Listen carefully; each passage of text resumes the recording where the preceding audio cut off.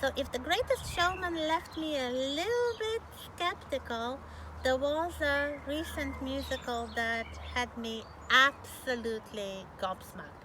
And this is the show I would really like to see at the first opportunity. And this show is the most recent winner of Tony Award for Best Musical, so 2019 winner.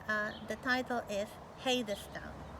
Hadestown, which is wonderful, very interesting, very elaborate and sophisticated intellectually show, which combines a lot of things that have been happening in American musical theater all the way back to the beginnings on Broadway and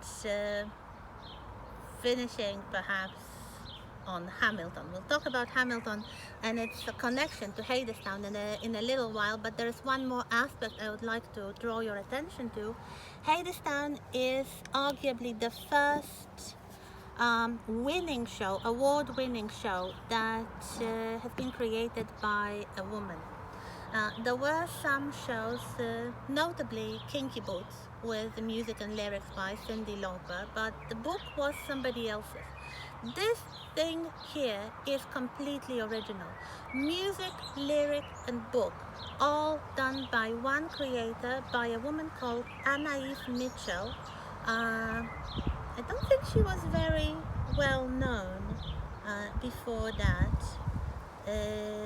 So I guess she composed some songs, but never really a musical play. And this one is really interesting. If you haven't seen that, I guess it's worth it.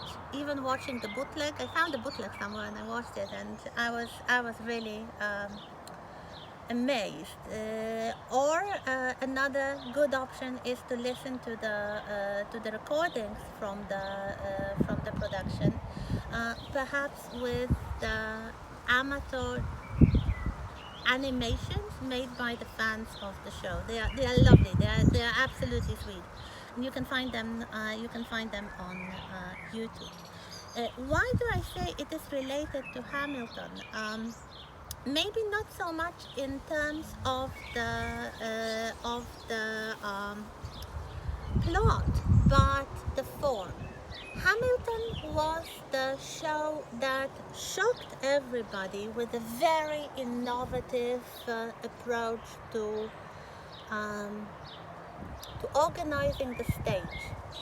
So it wasn't really a very expensive show with very elaborate mechanics and costumes and sets. It wasn't really in the style of the mega musicals that would awe the viewer with spectacular effects and spectacular stage mechanics.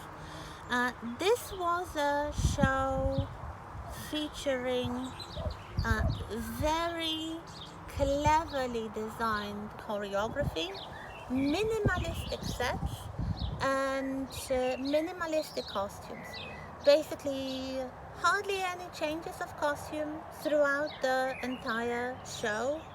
Hardly any gimmicks. Well, you might have some stage mechanics like the rolling stage, but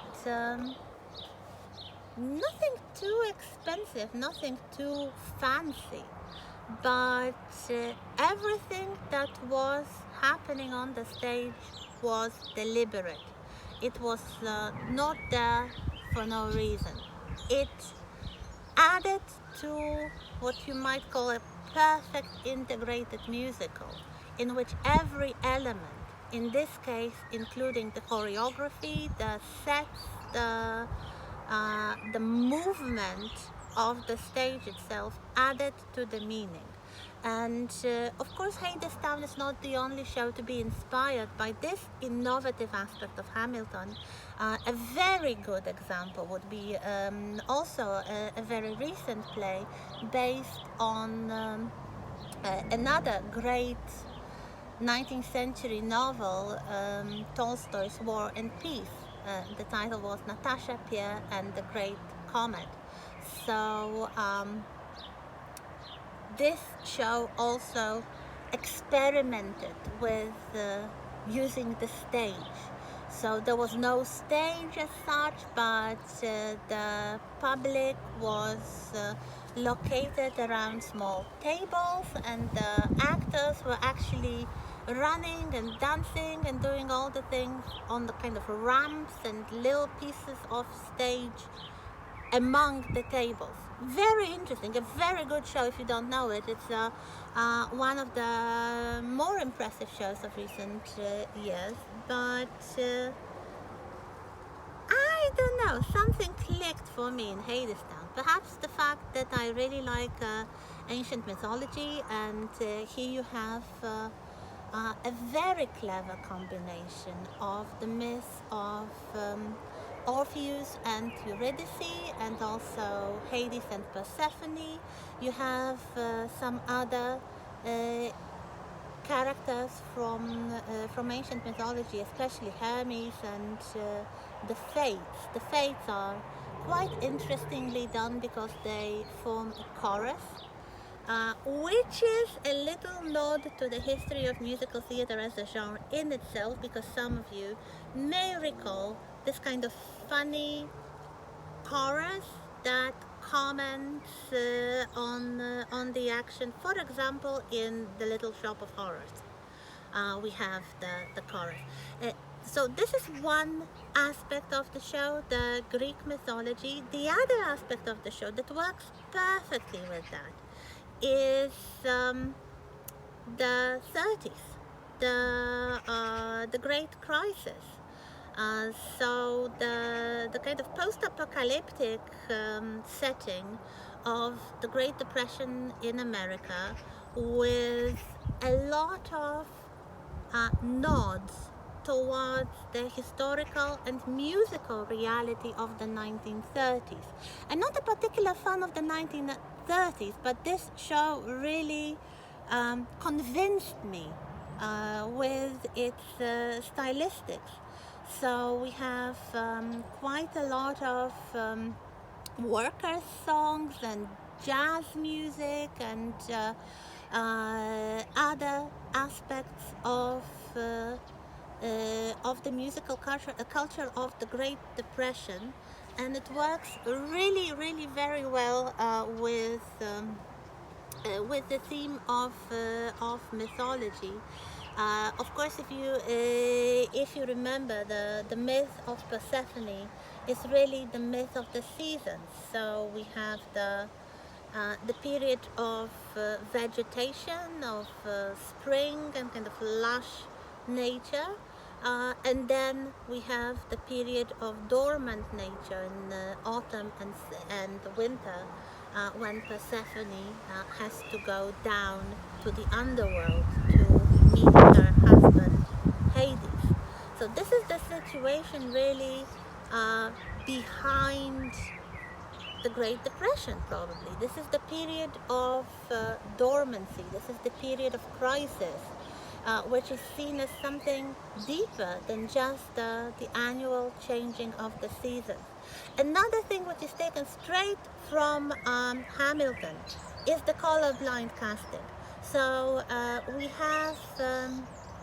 have the characters played by actors from all kinds of ethnic backgrounds, and also the music goes from different ethnic backgrounds as well. This is something that was quite controversial in Hamilton. If you recall, having the American founding fathers like Lafayette or George Washington especially, played by black actors. I thought it was controversial. Well, if you know anything about George Washington, he owned slaves rather than being black. But to very many members of the audience, this this was a positive thing. At least Lin-Manuel Miranda said that he wanted to stress that the greatness of America, especially when it was a young country, was built by people coming from different backgrounds, from different, of course, economic backgrounds and national backgrounds, but he wanted to include different races, different ethnicities as well. Um, and if you disregard the historical impossibility of that, it really works fine. And in Hadestown, when you do not really have such a strong historical connection, it works even better, because who says that Hermes cannot be black and Eurydice cannot be Asian? Of course they can, because why not? They are mythological characters, they are archetypes, so they can be of any ethnic background or any color.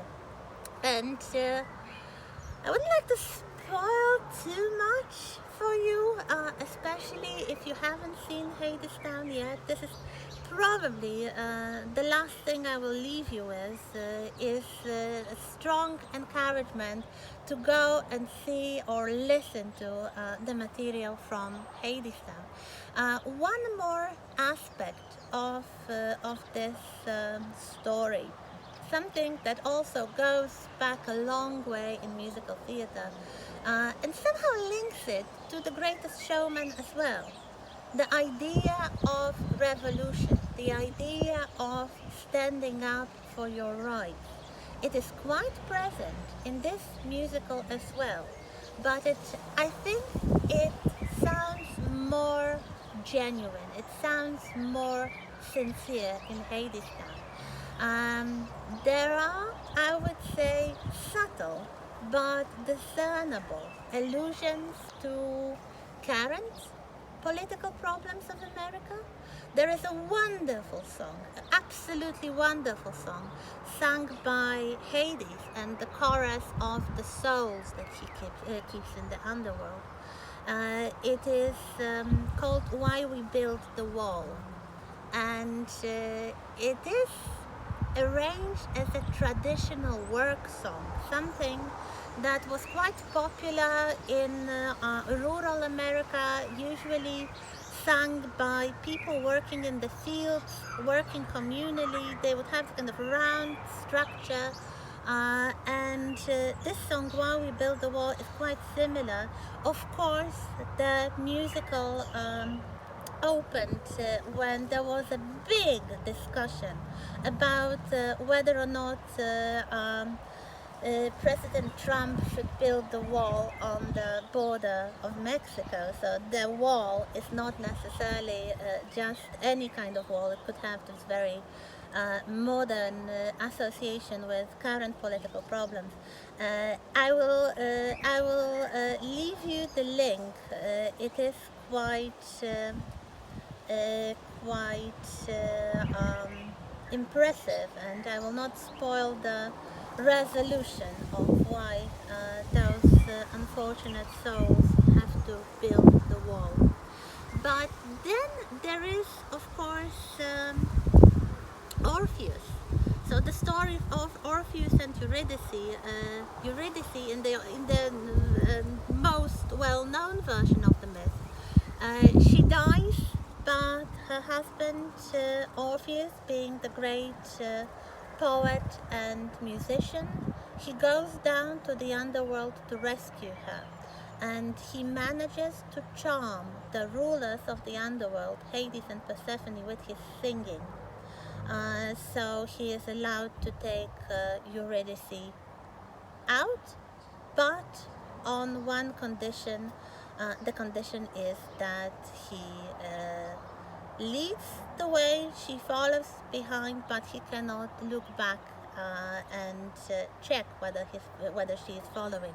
And of course, well, there's no big spoiler here. This is classical mythology. Almost when they reach the ground, he looks back and sees Eurydice. Of course, she was following him all along. but he broke the rule and she has to return to the underworld, and this time forever. And I will venture a little spoiler for you, just to see, to let you see how clever this new interpretation of this myth is. Namely, in this musical, Orpheus goes to the underworld to save Eurydice, but not only her. All the other souls of the people who are in the underworld notice. I will not. I will not tell you what the song is about. So he does manage to charm Hades with his song, and he is allowed to take Eurydice, but then all the other workers, because in this world they are the workers in the underworld. They are not just prisoners, or they are not just, I don't know, zombies. They are the workers. And they notice that one of them has the opportunity to break the contract and go free. So there is this wonderful scene when they notice that if Orpheus can leave the underworld and take Eurydice out, why not everybody? Or why not all the other souls follow them as well? So of course, well, it ends as it does in classical mythology. This rescue attempt is not entirely successful, but in the end, everybody, including Persephone and the Fates, honor the great courage and the valiant attempt by Orpheus. So I don't know. I loved it. I loved it. And this is really the state of the musical theater so far. We'll see what happens after the pandemic is over, when the theater is open. We'll see how it goes. Perhaps more will be available online. And that's basically how I would like to finish this semester. I will talk to you on Monday about the essays and the quizzes and all that. I hope I managed to convey at least a little of my great interest in musical theater, and encourage you to follow on your own. We are not able, we the lecturers, we are not able to teach you anything. We can just nudge you in the direction that fascinates us, and hope that at least for some of you it will click and you will follow on your own. So yeah, sometimes it works better than the attempt of Orpheus. And the very last thing, I would like to thank my husband Michał, who kept the camera for all those weeks and listened to me, and I hope he wasn't too bored. So yes, thank you. That's the man. And yeah, that's it. Thank you, and see you on Monday.